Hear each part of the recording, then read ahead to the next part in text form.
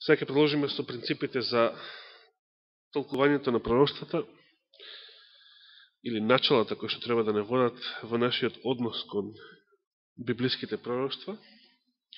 Мијатата сабота го споменав првиот принцип, кој што исто така се однесува за толкување на Библијата воопшто,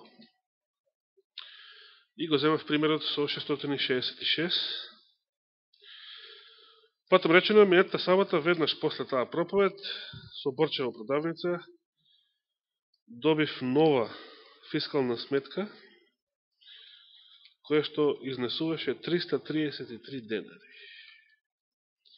Значи, пред месец дена, односно за Божи, кога беше, 666, ја чувам таа уште.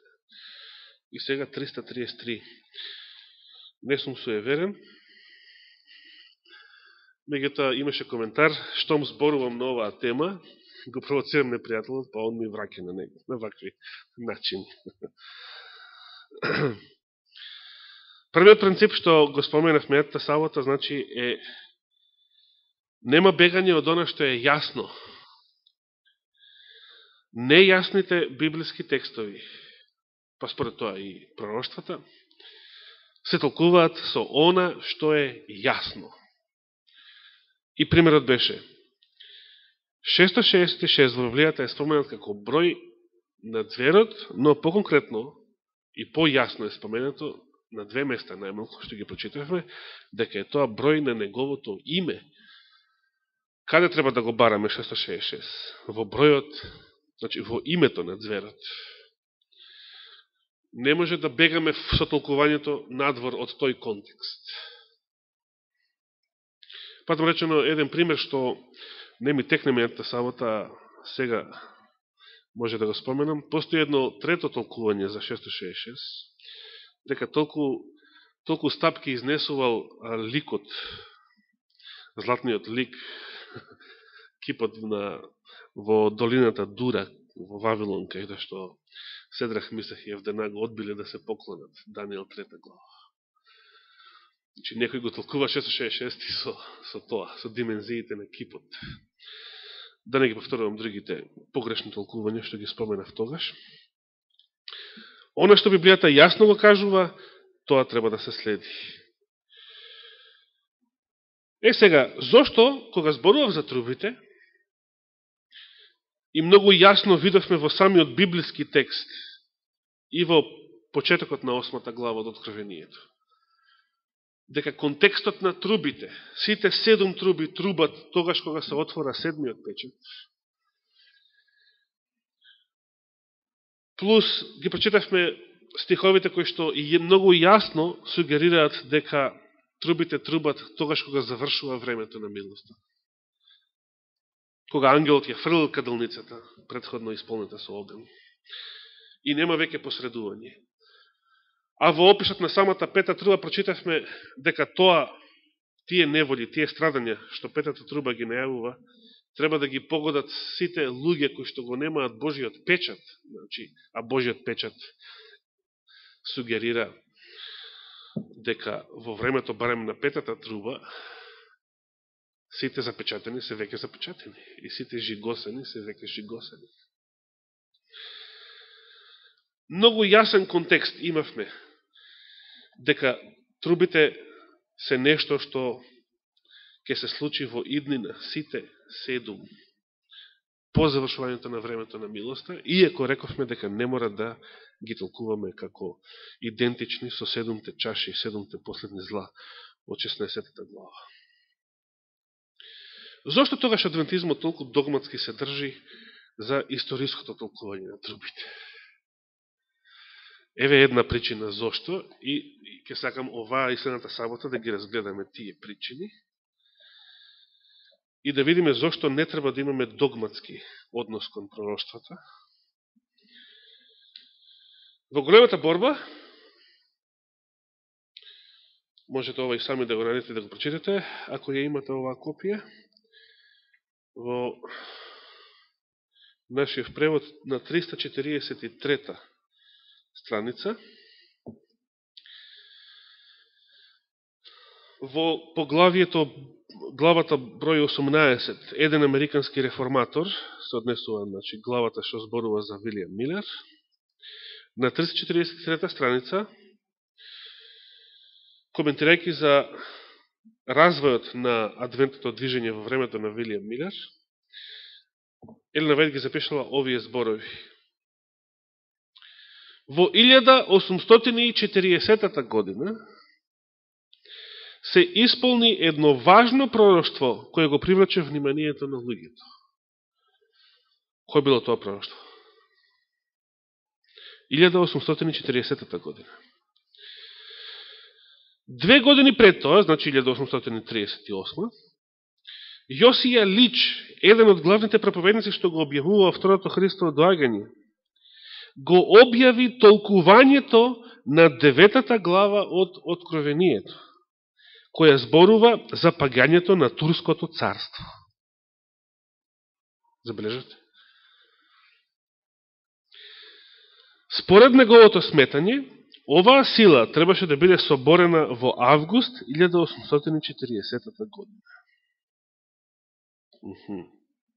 Така гласило толкувањето. Првиот кој што го дал тоа толкување, што пионерите на адвентизмот потоа го прифатиле и го проповедале до ден денес, бил Јосија Лич, еден од соработниците на Вилијам Милер. Тој па дури него доживеал кутриот, како благослов може да му се смета, разочарувањето, бидејќи починал пред 22. октомври 1844 година.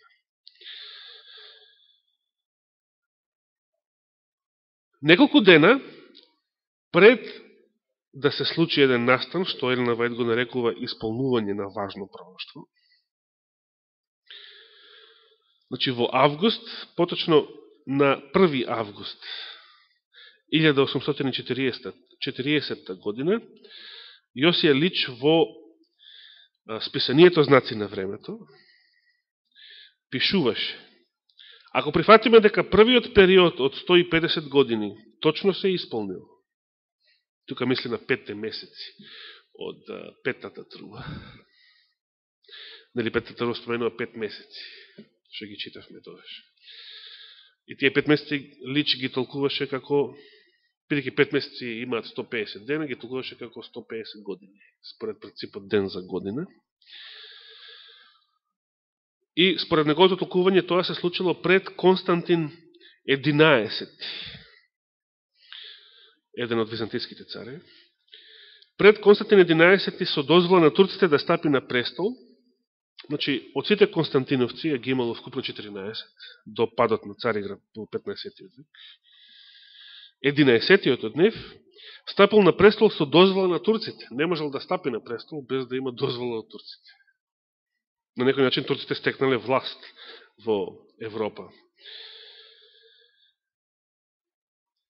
И пресметал Јосија Лич дека од таа година, кога Константин 11 со дозвола на турците стапил на престол, пресметал вкупно 391 година од тогаш и 15 дена, бидејќи така ги протолкувал зборовите од 6-та труба во 9-та глава. Бидејќи 6-та труба, ако се сеќавате, споменува таму ден, час, месец, година. Сето тоа Лич го претворил според принципот ден за година во временски период од 391 година и 15 дена. И додадени на времето кога Константин 11 стапил на престол со дозвола на турците, таму на почетокот на 15-тиот век, 391 година и 15 дена треба да завршат 11 август 1840 година. И се продолжува на Вајд вели, кога може да се очекува падот на отоманската сила во Цариград. И Лич напишал: и јас цврсто верувам дека така и ќе биде. Значи, како го толкувал Лич ова пророштво? Како ја толкувал 6-та труба? почнал целиот тој период да го толкува, што си го претворил, значи, од споменатите ден, час, месец и година во шестата труба, ги претворил според принципот ден за година во 391 година и 15 дена вкупно. Започнал да го смета тој период од годината кога Константин 11 стапил на престол со дозвола на турците, значи првиот христијански император кој што само со дозвола на турците можел да дојде на власт. И од таа година, овие 391 година и 15 дена требало да завршат до ден на 11 август 1840 година. И сите адвентисти од Милеровото движење тврделе, односно Јосија Лич го тврдел ово во списанието, во нивното списание, знаци на времето, дека на тој датум, 11 август 1840 година, турската власт треба да падне, така го толкувале тоа. Ние знаеме дека Отоманската империја не пропаднала тој датум, била жива и здрава уште многу децении после тоа. Меѓутоа, нешто се случило на вистина тој датум, што таму во Северна Америка било протолкувано сериозно, прифатено сериозно од многу луѓе, како исполнување на она пророштво што адвентистите го најавувале. Да продолжам со големата борба коментарот на Елена Вајд, истата страница. Точно во одреденото време Турција преку свој пратеник прифати заштита на европските големи сили и така се ставила под контрола на христијанските народи. Конкретно под Англија и Франција. Значи, турците, плашејќи се од русите во 19. век, од кој што изедува Бајаги Кјотек, во неколку војни поред, се до последната таму 1878, решили да се стават под англиска заштита и Англија, како што знаете и самите, ако сте го проучували убаво македонското прашање од 19. век, Англија била заштитник на Отоманската империја без малку се до пред почетокот на Првата светска војна. Не е било во интерес на Англија да се распадне Отоманската империја. Зошто? Зашто ако се распадне, кој ќе профитира од сето тоа? Ќе профитираат православните народи начело со Русија. А Англија тоа не го сакала. Англија сакала Отоманската империја да постои, за да може незините интереси во Северна Африка, во Египет, на Блискиот Исток, нафтните полиња од денешен Ирак, преку султанот да бидат, значи, обезбедени за британските компании. И бидејќи тоа се случило, значи, на 11. август 1840 година, на вистина, Турција јавно прифатила британски и француски протекторат, во Северна Америка овој настан го доживеале како исполнување на пророштвото на оно што го зборувале адвентистите, конкретно Јосија Лич. Елена Вајд продолжува и вели, со овој настан пророштвото точно се исполнило. Дори постои во дополнението пошироко, на крајот од големата борба, пошироко објаснување за сето тоа. Кога беше објавено тоа, мнозина се осведочија дека се исправни началата на толкувањето на пророштвата, како што ги прифатија Милер и неговите соработници, што придонесе адвентното движење да добие голем поттик. Образовани и влијателни луѓе се соединија со Милер да ја проповедаат веста и од 1840 до 1844 година, значи последните 4 години од движењето, делото бргу се расшири. Всушност, овој настан представуваше пресврт во развојот на Милеровото движење во 19. век во Америка. До 1838 година, значи, Милеровото движење започнало од 1831, така што самиот Милер почнал да зборува, да проповеда за второто Христово доаѓање, за толкувањето 2300 денови и ноќи, и дека Христос ќе дојде околу, на почеток така неодредено, околу 1843 година. Меѓутоа, тоа не било карактер на движење. Тоа биле серија проповеди, каде што го викале од едно место на друго да проповеда таа нова светлина, која што предизвикувала и некакво пробудување, некаков интерес кај мнозина, меѓутоа тоа се уште немало карактер на движење. Дури 1838 година сето тоа се претвора во едно организирано движење во Соединетите Американски држави, а особено станува масовно тоа движење, значи до некаде 50.000 души, по исполнувањето, значи по ова толкување на Јосија Лич, значи 1840 година.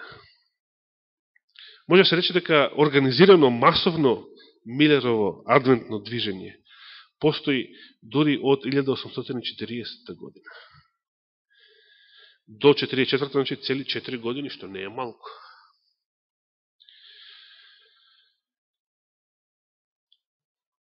Пресвртот се случил кога Јосија Лич го објавил ова негово толкување на шестата труба и кога на истиот датум кога тој прорекол, 11. август 1840 година, навистина се случил некој настан во Отоманското царство, кој што бил поттик мнозина да се придружат на адвентното движење, дури мнозина влијателни луѓе, спонзори, организатори, кои што го омасовија движењето и му дадоа голема сила и подстрек.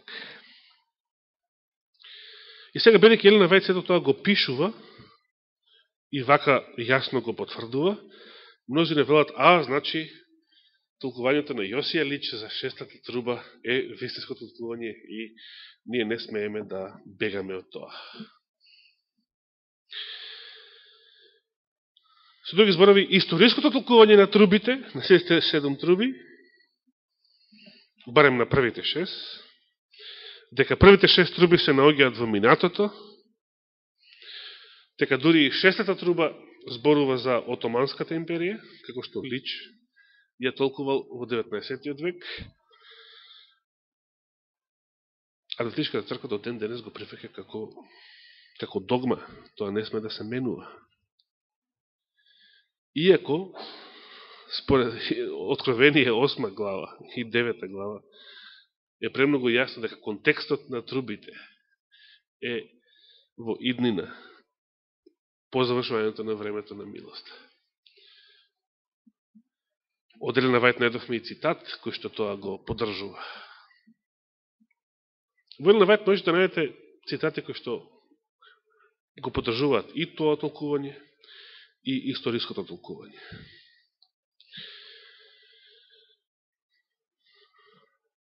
Што се случува? Дали ние треба да ги толкуваме пророштата со помош на Елена Вајд, или затоа што Елена Вајд напишала нешто некаде, значи така треба да го толкуваме пророштата, например за трубите, а не поинако.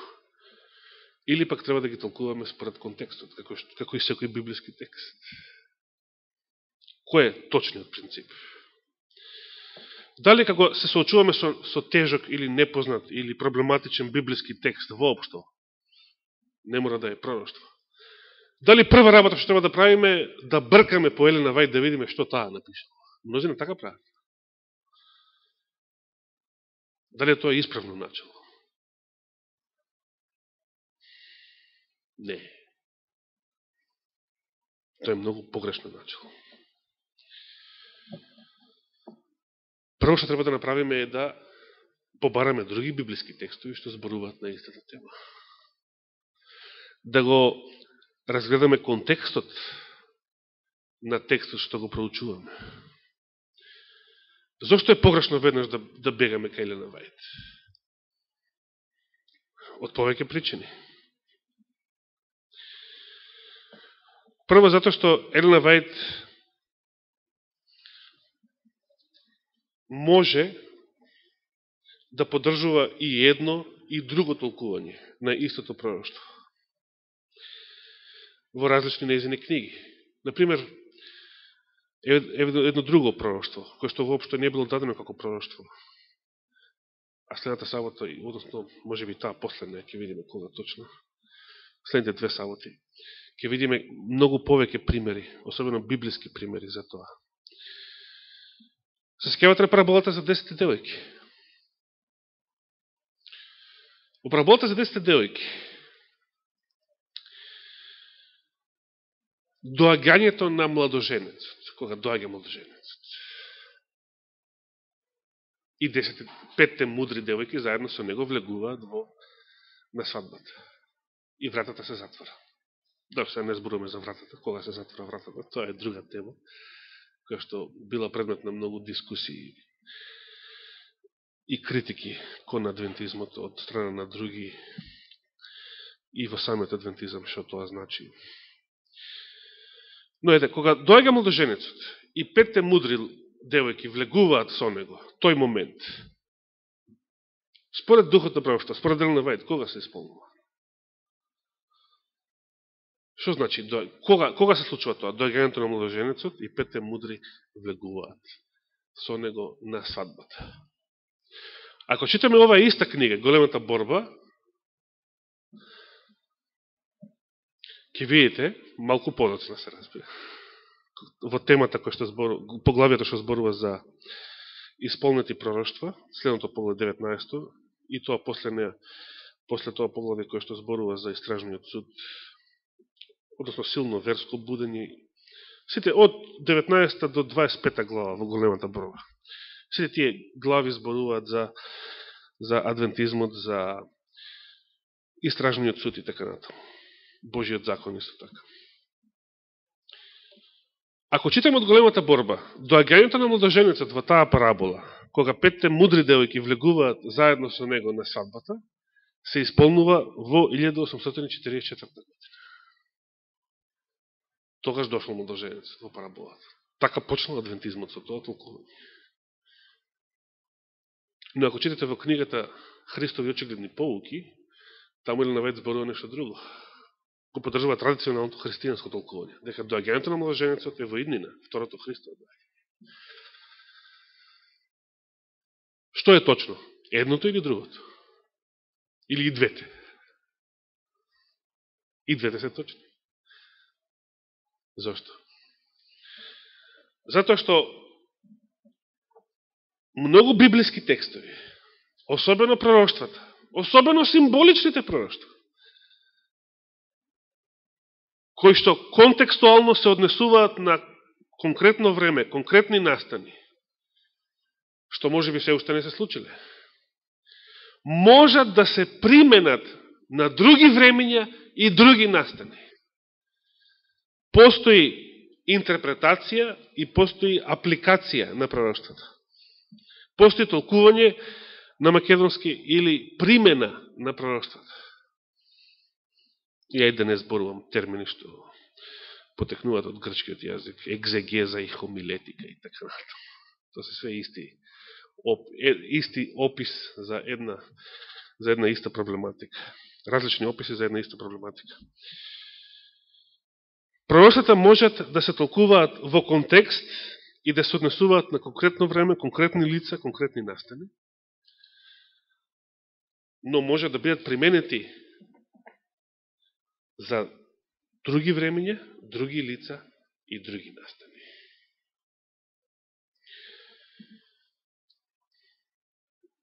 Еве да споменам уште еден библиски пример овој пат за истата тема. Како? Да, добро. А конкретно за самото разорување на Иерусалим имаме еден конкретен библиски пример, само за тоа следните две саботи ќе видиме кога. Во иднина. Сега сакав прво да само овој пример да го споменам од книгата на пророкот Осија. И порано сум го имал кажано, така да може да не ви биде толку непознат. Евангелие според Матеј, Ке побараме прво.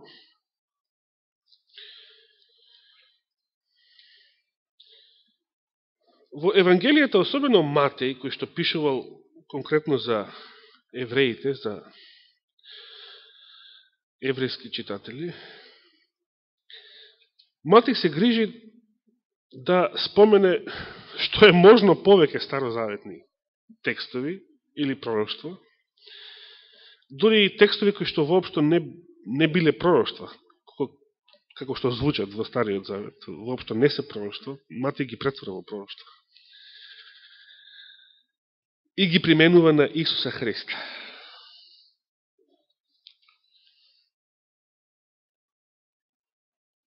Например,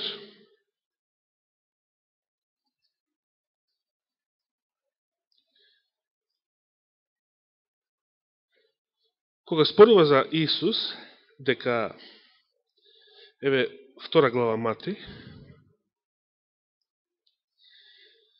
ќе почнеме да читаме од 13 стих. 2 глава Матеј, 13 стих. Ако имате Библија, може да отворите таму. Бегството во Египет, кога Исус бил бебе. А штом се тидува мудреците, ете ангел Господов му се јави на Јосиф на сон, велејки: стани, земи го младенецот и мајка му, па бегај во Египет. И остани таму додека не ти кажам, бидејќи Ирод ќе го бара младенецот за да го погуби. И тој стана, го зема младенецот и мајка му ноќно време, па отиде во Египет. И таму остана до смртта на Ирод,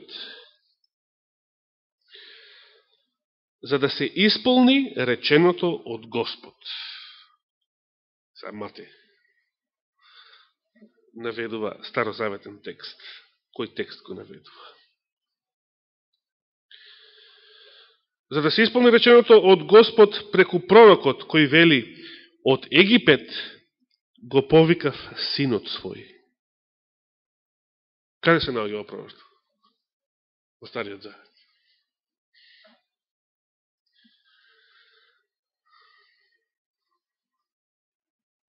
А ово нека биде домашна за следната сабота. Каде во Стариот Завет се наоѓа ова пророќство? Од Египет го повикав синот свој, што Матеј вели дека се исполнило тогаш кога Јосиф требало да бега со своето семејство во Египет. Што се случува? Време да завршам? Станав досаден?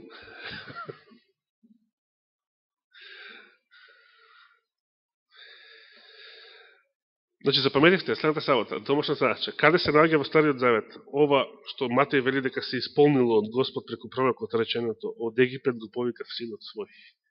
А сега ќе продолжам да читам. Ќе се префрлиме веднаш на 19 стих, 2 глава Матеј, повторно. А по смртта на Ирод, ангел Господов му се јави на сон на Јосиф во Египет и му рече: стани, земи го младенецот и мајка му и врати се во земјата Израелска, зашто изумреа оние што ја бараат душата на младенецот. Шо убави зборови, изумреа. Тој стана, го зеде младенецот и мајка му и дојде во земјата Израелска. Но кога чу дека во Јудеја царува Архелај на местото на татка си Ирод, се уплаши да оди таму и откако доби порака на сон, тој замина во галилејските предели. Значи не се населил во Јудеја, каде што се попиша во Витлеем. Туку повторно со некоја порака на сон заминаа во Галилеја на север. И сега 23 стих. А кога пристигна, се насели во градот наречен Назарет, за да се исполни реченото преку пророците, дека тој ќе се нарече Назареец. Така вели Матеј. И второто прашање за следната сабота. Каде во Стариот Завет пророците рекле дека Месија ќе се нарече Назареец, како што тврди Матеј? Ова ќе биде потешко прашање, а полесното е претходното. Каде во Стариот Завет некој пророк вели: од Египет го повикав синот свој, што Матеј вели дека се исполнило тогаш кога Исус како бебе со Јосиф и Марија требало да се склонат во Египет од гневот на Ирода. Толку за денес, продолжуваме следната сабота.